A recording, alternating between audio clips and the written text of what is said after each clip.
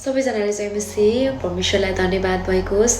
फेरि लामो समयपछि तपाईहरुको माझमा आएको छु। यी दिनहरुमा मैले स्पिरिटहरुको बारेमा सिक्दै थिएँ अनि त्यो स्पिरिटहरुको बारेमा सिक्दै गर्दा कतिचोटी मैले आफ्नो लाइफमा पनि ती कुराहरु पाएँ, आफ्नो अराउन्डमा पनि धेरै कुराहरु पाएँ। अनि त्यसकारणले मलाई पनि फिल भयो कि मैले सिकिरहेको कुरा किन नबाड्नु। यदि कोही यस्तै स्पिरिटबाट ग्रसित हुनुहुन्छ, यही स्पिरिटको मुनि हुनुहुन्छ भने यो कुराबाट किन ओभरकम नहुने त भनेर चाहिँ मैले यो कुरा आफूले पाएको कुराहरु अनि मलाई आफ्नो हृदयमा एकदमै छोएको कुराहरु चाहिँ मैले हजुरहरुको माझमा राख्न चाहे। मैले यी दिनहरुमा स्पिरिटहरुको बारेमा सिक्दै गर्दा आज चाहिँ मैले लिएर आएको छु लिजार्ड स्पिरिट। लिजार्ड स्पिरिट भनेको के हो त? छेपाराको हातमा। छेपारा कस्तो हुन्छ हजुरहरुलाई थाहै छ।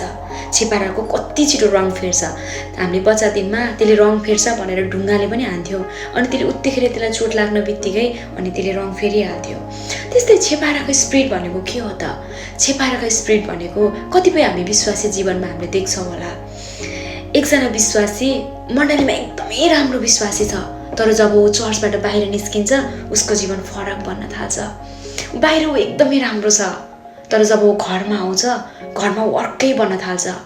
मान्छेको नजरमा ऊ एकदमै राम्रो छ, तर के उसको परिवारको अगाडि राम्रो छ त? हो, यो कुराहरु चाहिँ हामीले मान्छेलाई दोष लगाउँछौं, यो खत्तम छ, यसको स्वभाव यस्तो छ। तर जानेर अनजानमा चाहिँ उसको जीवनमा चाहिँ कुन चाहिँ स्पिरिटको मुनि छ हो। हाम्रो जीवनमा कुनै पनि स्पिरिटले काम गर्ने भनेको हामीले अथोरिटी दिएर हो। किन त हामी त परमेश्वरका येशू ख्रीष्टको रगतले धोइएका सन्तान हौ। हामी त उत्तराधिकारी हौ। हामी प्रभुलाई ग्रहण गर्छौं र उहाँलाई प्रेम गर्छौं भने त हामी त उत्तराधिकारी हौ। यतिकै कुनै पनि स्पिरिटले चाहिँ हाम्रो जीवनमा ठाउँ पाउँदैन। त्यसको लागि हामीले ठाउँ दिएको हुनुपर्छ। हामीले ठाउँ दिने कारणहरु के हो?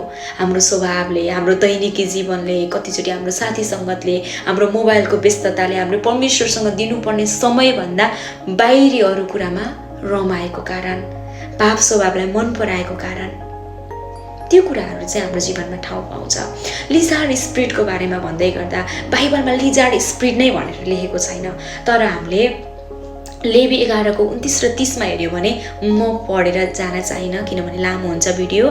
त्यसमा हामीले हेर्यो भने चाहिँ छेपाराको स्पिरिटलाई चाहिँ एउटा अशुद्ध खस्रले जनावर भनिएको छ। अनि त्यो छेपाराको स्पिरिटको बारेमा बाइबलमा कहीँ नभेटा पनि मैले यसको रिसर्च गर्दै जाँदा मैले सुनिसकेपछि जब मलाई यो स्पिरिटको बारेमा मैले आफूले अझै धेरै सिक्न खोजेपछि मैले पाएँ एउटा टिभी जोसुवा भनेको टिभी च्यानल र इमानुएल टिभीमा चाहिँ यसको बारेमा एकदमै तरिकाले उहाँहरूले सिकाउनु भएको थियो। अनि यो लिजार्ड स्पिरिटको बारेमा हामी नर्मल टिचिङ भन्दा डेलिभरेन्स सेवकाई र बाइबलको टिचिङको सेवकाईहरुमा पनि हामीले यो लिजार्ड स्पिरिटको बारेमा हामीले सुन्न सक्छौं। उहाँहरूले हामीलाई स्पष्ट तरिकाले सिकाउनु भएको हुन्छ।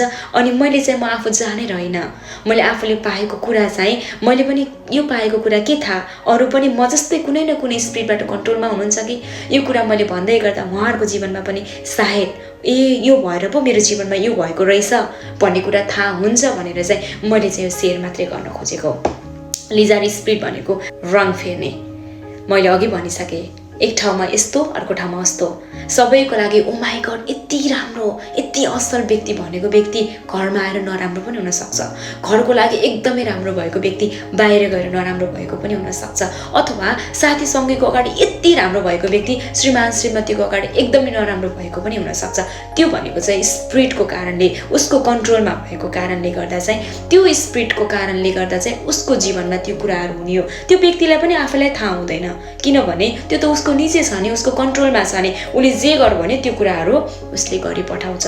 अब हामीले चाहिँ हेरौँ है त छेपारा जस्तै रङ फेर्नु भनेको चाहिँ के हो त? यसले मानिसलाई चाहिँ दोहोरो चरित्र अथवा कपटी बनाउँछ। एउटा चरित्र एकातिर अनि अर्को चरित्र एकातिर।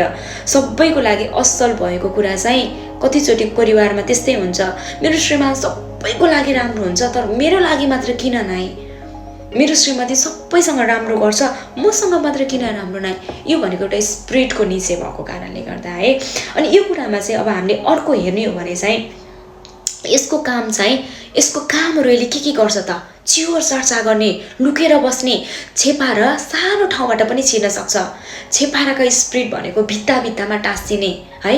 कतिचोटी सपनामा चाहिँ हामीले छेपारोलाई बारम्बार देख्छौं अथवा आफ्नो घरको अराउन्डमा बारम्बार छेपारो देख्छौं। बारम्बार कहिलेकाहीँ अक्कल झुक्कल ठिक छ, तर बारम्बार देख्छौँ भनेको चाहिँ हाम्रो जीवनमा चाहिँ हाम्रो घरमा चाहिँ त्यो कुराहरू काहीँ न काहीँ तरिकाले चाहिँ इन्क्लुड भएको छ है। हामीले विचार गर्नुपर्ने कुरा चाहिँ छेपारो जस्तै रङ पर्ने स्वभाव हाम्रो छ कि? हामीलाई त्यो कुरा थाहा नहोला तर सामने भएको व्यक्तिले भनिरहेको छ कि? त्यो कुरा चाहिँ हामीले विचार गर्नुपर्छ। अनि यसले चाहिँ हाम्रो आत्मिक जीवनलाई तहस नहस गराउन चाहन्छ। एकै ठाउँमा असल भएको व्यक्ति अर्को ठाउँमा खराब भइदिन्छ। त्यसले भनेको हाम्रो आत्मिक जीवनलाई चाहिँ तहस नहसै बनाउने त्यसको काम हो। अनि अर्को कुरा चाहिँ सानो ठाउँमा पनि यो आउन सक्ने भएको कारणले गर्दा चाहिँ यो चाहिँ लुकेर बस्छ।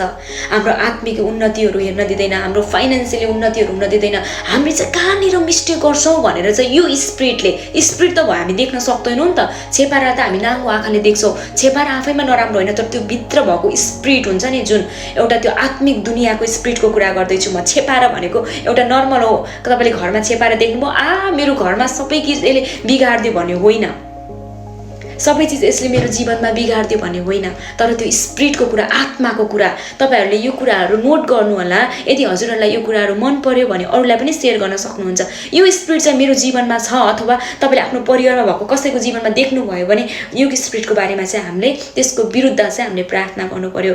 अनि त्यसलाई चाहिँ हाम्रो जीवनमा चाहिँ हाम्रो आत्मिक जीवनलाई चाहिँ तहस नहस गर्न जाने, हामी चाहिँ कहाँनिर गल्ती गर्छौँ र त्यसलाई समाति बस्छौँ भनेर ढुकेर बस्ने, सानो ठाउँबाट पनि छिर्ने भएको कारणले जताततै चाहिँ ढुकेर बस्ने त्यसको स्वभाव हुन्छ। अनि अर्को कुरा चाहिँ फोहोर र पुराना कुराहरूमा रमाउने, पुराना कुराहरूमा रमाइ बस्न मन लाग्ने, पुराना स्वभावहरू चाहिँ त्याग्नै मन नलाग्ने, त्यो स्पिरिटको काम हो। हाम्रो जीवनमा कतै छ कि त पुरानो आजभन्दा 20 वर्ष पहिलादेखिको स्वभाव त्यही नै छ कि? हामी चाहिँ यीशु ख्रीष्टको चरित्रमा निर्माण हुँदैछौँ? त्यो हाम्रो तपाईँ अनि मेरो लागि प्रश्न। अनि अर्को कुरा चाहिँ सानो ठाउँबाट पनि छिर्ने भएको कारणले सानो सानो कुराहरूमा पनि त्यसले इन्टरफियर गर्ने कुरा गर्छ। श्रीमान श्रीमतीको वैवाहिक जीवनमा, फाइनेन्समा, आत्मिक जीवनमा आज हामी एकदमै प्रभुमा अगाडि बढेको जस्तो लाग्ने, भोलि चाहिँ हामी डाउन हुने। आज हामीलाई धेरै प्रार्थना गर्न मन लाग्ने, अनि सानो कुरामा चाहिँ हामी व्यस्त भइ पठाउँछौँ, भोलिदेखि त्यो कुरा प्रार्थना गर्न मन नलाग्ने, परमेश्वरसँगको सम्बन्धलाई कट आउट गर्ने, त्यसको चाहिँ मेन काम हो। अनि अर्को कुरा चाहिँ यसले चाहिँ हाम्रो जीवनलाई चाहिँ सधैँ फोहोरी कुरामा राख्न मन पराउँछ। हाम्रो फोहोरी स्वभाव, मोबाइलमा धेरै व्यस्त गराउने स्वभाव, बाइबल र प्रार्थनाबाट हामीलाई टाढा बनाउने स्वभाव, हाम्रो जीवनमा चाहिँ पुरानो स्वभावहरू, पुरानो क्यारेक्टरहरू, पुराना चिजहरू, एकदमै पुरानो खालको मान्छे देख्दा मोडर्न छ तर उसको सोच विचार एकदमै पुरानो तरिकाको, त्यो कुराहरूको सोच विचार त्यो राम्रो पक्षबाट छ भने सोके, तर त्यो कुराले चाहिँ परिवारलाई के फाइदा गरेको छ त? हामी विश्वासी भइसकेपछि त्यो कुरा चाहिँ के बिब्लिकल छ त? त्यो कुरा चाहिँ हामीले विचार गर्नुपर्छ। अनि अब यी सबै कुराहरू हामीले देख्यौँ कुनै व्यक्तिमा, आफ्नै परिवारको सदस्यमा होस्, तपाईँमा होस् अथवा ममा होस्, हामीले कुनै न कुनै कुरा हामीले देख्यौँ, यी स्पिरिटहरू चाहिँ हाम्रो जीवनमा इन्क्लुड भइरहेको हामीले देख्यौँ। अब यसबाट चाहिँ हामीले कसरी चाहिँ मुक्त हुनेछ? यो स्वभावको काम भनेको तितोपना पालिराख्ने के भित्र मनमा चाहिँ, त्यसले मलाई यस्तो भनेको थियो, म त माफी गर्नै सक्दिनँ, लामो समयसम्म सानो कुरा मनमा लिइबस्ने हो, त्यसको काम हो। तर जब अब हामीले यबाट ओभरकम हुनु छ भने त्यसको विरुद्धमा प्रार्थना गर्नु पर्यो। आजसम्म पो हामीलाई थाहा थिएन किन हाम्रो जीवनमा यस्तो भइरहेको छ, मेरो परिवारमा चाहिँ मेरो दाजुभाइ, मेरो श्रीमान श्रीमती, मेरो छोराछोरीमा किन यस्तो छ, त्यो थाहा थिएन नि त। तर यदि हजुरहरूले यो मैले भनेको कुरा हजुरहरूलाई विश्वास लाग्छ भने अब चाहिँ त्यसको विरुद्धमा प्रार्थना गर्नु पर्यो। पहिलासम्म पो रोग पत्ता लागेको थिएन, के उपचार गर्ने, के हो, यता हो कि उता हो, एक्सपेरिमेन्ट भइरहेको थियो। तर अब त रोग पत्ता लाग्यो नि। अब रोग पत्ता लागिसकेपछि यसबाट चाहिँ ओभरकम कसरी हुने? येशूको नाममा प्रार्थना गर्ने। जब त्यो स्पिरिट तपाईँहरूको परिवारमा देखियो, तपाईँको श्रीमान श्रीमतीमा देखियो भने घोषणा गर्ने, किनभने परमेश्वरले 49:2 प्रभुको वचनमा लेखिएको छ, उहाँले चाहिँ हाम्रो मुखलाई लाग्ने तरबार तुल्याउनु भएको छ। एफिसी 6:10 - 18 प्रभुको वचनहरू घोषणा गर्ने। हाम्रो लडाइँ चाहिँ रगत र मासुसँग होइन, प्रधानता, शक्तिहरू, अधिकार र सांसारिक शासकहरूको विरुद्ध हो। परमेश्वरका सबै हात हतियारहरू धारण गर्ने, सिप्पै त्यो हात हतियार धारण गर्दै फास्टिङ बस्दै प्रार्थना गर्ने। अनि जब परमेश्वरको सम्बन्धमा घनिष्ठ हामी भइसक्छौँ, त्यो स्पिरिटले चाहिँ काम गर्न पाउँदैन। यो कुराहरूबाट चाहिँ हामी येशूको नाममा बारम्बार वचन घोषणा गरेर आफूलाई चाहिँ पवित्रतामा राख्ने र आफ्नो परिवारमा त्यो कसैमा छ भने चाहिँ उसले त्यो कुरा बुझ्न सकेको छैन भने आफूले उसको लागि लडाइँ गरिदिने। हामीले प्रार्थना मात्रै गरेर हुँदैन, हामी आफ्नो पवित्रताको जीवन जिउने र परमेश्वरसँग पवित्र आत्मासँग शक्ति माग्ने। किनकि फिलिपी 4:13 प्रभुको वचनमा लेखिएको छ, जसले मलाई शक्ति दिनुहुन्छ ओ आमा म सबै थोक गर्न सक्छु। सबै थोक हामीलाई शक्ति दिनुहुने हामीलाई पवित्र आत्मा परमेश्वर हुनुहुन्छ। हाम्रो फेथलाई बढाउनु पर्यो, हाम्रो विश्वासलाई चाहिँ एकदमै इन्क्रिज गर्नु पर्यो। प्रभु तपाईँ मसँग हुनुहुन्छ। जब हामी लडाइँ गर्न थाल्छौँ, पवित्र आत्मा चाहिँ हामीसँग साथमा खडा हुनुहुन्छ। यदि आजको स्पिरिटको बारेमा मैले भन्दै गर्दा यदि हजुरहरूले आशिष पाउनुभयो अथवा आफ्नो परिवारमा कसैको जीवनमा यो कुराहरू छ, उहाँले बुझ्न सक्नु भएको छैन भने यसले बुझ्दैन भनेर उसँग रिसाउनुको सट्टा सम्झाउने कोसिस गर्नुहोस्, बुझाउने कोसिस गर्नुहोस्। येशूको रगतमा उहाँको लागि प्रार्थना गर्नुहोस्, फास्टिङ बस्नुहोस्, मिडनाइट बस्नुहोस्। मध्यरातको प्रार्थनाको बारेमा म कुनै दिन अर्को भिडियो लिएर आउँछु। प्रार्थना गर्नुहोस्, परमेश्वरले प्रार्थना सुन्नुहुन्छ। वर्षौँदेखि यो कुराहरूमा जुधिराख्नु भएको छ भने के थाहा, परमेश्वरले यो वचन हजुरहरूको माझमा मेरो माध्यमबाट पठाउनु भएको हो कि हेर छोरा हेर छोरी, त चाहिँ यो स्पिरिटको मुनि छस्, तैँले चाहिँ प्रार्थना गर्नुपर्छ भनेर चाहिँ पठाउनु भएको पनि हुनसक्छ। प्रभुप्रति विश्वास गर्नुहोस्, भरोसा गर्नुहोस्, आत्मिक रूपमा अगाडि बढ्दै जानुहोस्। समय खराब छ, जताततै पापै पाप छ। हरेक दिन जस्तो हामी कुनै न कुनै पापबाट, कुनै न कुनै गलत कुराहरूबाट सङ्घर्ष गरिरहेका हुन्छौँ। संसारमा आँखा निहालेर हेऱ्यो भने जब हामी सांसारिक जीवन जिइरहेछौँ हामीलाई खासै पाप देख्दैनौँ। जब हामी आत्मामा भरिएर लामो समयसम्म प्रभुको प्रेजेन्समा बसिरहेछौँ अनि हामी बाहिरको दुनियाँमा गयो भने यो संसार हामीलाई निकै घिनलाग्दो लाग्छ। धेरै कुराहरू, घिनलाग्दो कुराहरू संसारमा देख्छौँ, तर पनि हामीलाई परमेश्वरले दिनुभएको अधिकारलाई हामी प्रयोग गऱ्यौँ र प्रभुको उपस्थितिमा हामी भरियौँ। प्रभुको प्रेमलाई चाहिँ हामी बुझौँ र शैतानका सबै अखडाहरूलाई भत्काउनको लागि चाहिँ प्रभुको वचनहरू धाबी गरौँ, हात हतियारहरू धाबी गरौँ अनि प्रार्थना गरौँ। यदि यो वचनले अनि यदि यो म्यासेजले चाहिँ हजुरहरूको हृदयलाई छोयो, हजुरको परिवारको हृदयलाई छोयो भने प्लिज सब्सक्राइब गरिदिनु होला। मैले चाहिँ प्रभुको वचनहरू, आफूले पाएको आशिषहरू अथवा आफूले सिकेका नयाँ कुराहरू म बाँड्न चाहन्छु।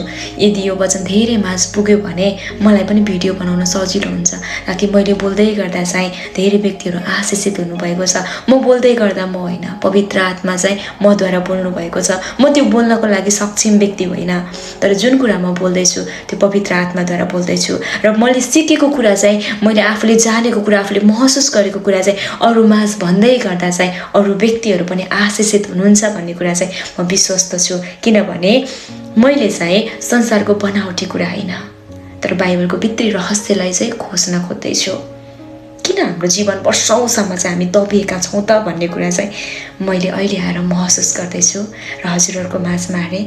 यदि हजुरहरूलाई यो म्यासेज मन पर्यो भने सब्सक्राइब गरिदिनुहोस्, लाइक, कमेन्ट, सेयर गरिदिनुहोस् अनि धेरै व्यक्तिहरूसम्म चाहिँ पुर्याइदिनुहोस्। हुन्छ, जय मसीह।